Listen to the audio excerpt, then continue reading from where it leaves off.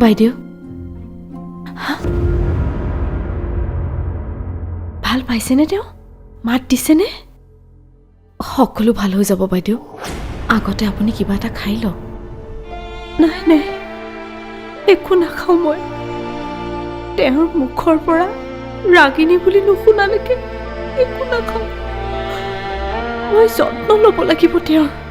সেইবাবেই কৈছোঁ বাইদেউ, হেমন্ত দাৰ যত্ন ল'বলৈ আপুনি সুস্থ হৈ থাকিব লাগিব নহয়। কিবা এটা খাই লওক। নিজৰে ঠিকেই কৈছে বৌ। তুমি কিবা এটা খাই লোৱা, তেতিয়াহে আমি সকলোৱে খাব পাৰিম। জয়ন্ত, দেউতা, তই নিজৰা ঘৰত থৈ আগৈ, থৈ পেলাই আকৌ ঘূৰি আহিবি। হ'ব দেউতা।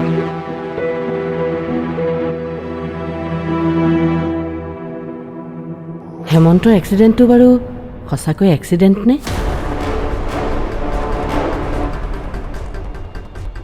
মোৰ মনে কৈছে নহয়, ইয়াৰ আঁৰত নিশ্চয় কোনোবা আছে।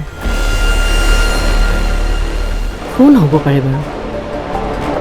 এটা কথা কিন্তু ভাবিবলগীয়া, অনুৰাগ অহাৰ পিছতহে এই ঘটনাবোৰ কণ্টিনিউৱাছলি ঘটি আছে। তেনেহ'লে এইবোৰৰ কাৰণ অনুৰাগেই নেকি? কিন্তু সি কোৱা মতে এখেতে অনুৰাগক সেইবোৰ কামৰ পৰা আঁতৰাই ৰাখিছে। নাজানো আৰু কোন সঁচা কোন মিছা। দেউতা, কোৱা। আপোনাৰ নাৰ্ভৰ মেডিচিনৰ টাইম হৈছে। এয়া লওক, মই ব্ৰেকফাষ্টৰ যোগাৰ কৰোঁ। আচ্ছা, কমলক ফোন কৰি আনিবলৈ কৈছিলোঁ।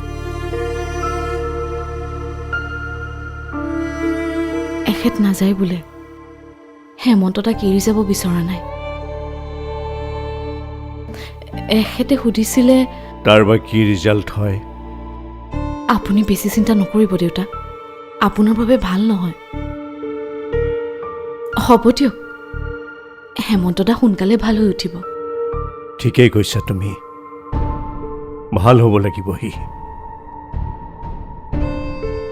তাৰ ওপৰত বহুত দায়িত্ব আছে, সেই দায়িত্ববোৰ সি পালন কৰিব লাগিব। একো নহয় তাৰ, সি নিশ্চয় ভাল হ'ব। মোৰ ল'ৰা সি। ডক্টৰ আহিছে দেউতা।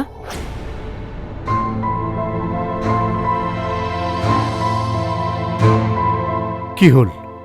ডাক্তৰ আহিব বুলি কৈছে নেকি? আহিছিলে, এতিয়া দাদাক চাই আছে। অঁ, কিবা কৈছে নেকি? একো কোৱা নাই, চাইহে কম বুলি কৈছে। মই একেবাৰে ধৈৰ্য ধৰি থাকিব পৰা নাই দেউতা। তেওঁৰ এই অৱস্থা দেখি মই একেবাৰে ধৈৰ্য ধৰি থাকিব পৰা নাই। আপুনি বহুত ধৈৰ্য ধৰিছে বাইদেউ। মনত আৰু শক্তি ৰাখক, সকলো ঠিক হৈ যাব। তুমি সঁচা কৈছানে নিজৰা? ডাক্তৰে কৈছে তেওঁৰ বোলে ভৰি এখন ভাগিছে। হ'ব, কথা নাই। কোনোদিনে খোজকাঢ়িব নোৱাৰিলেও কথা নাই, মাথো তেওঁৰ মুখৰ পৰা মাত এষাৰ শুনিলে হ'ব। মোৰ মোক মাতিব পৰা হ'লেই হ'ল তেওঁ।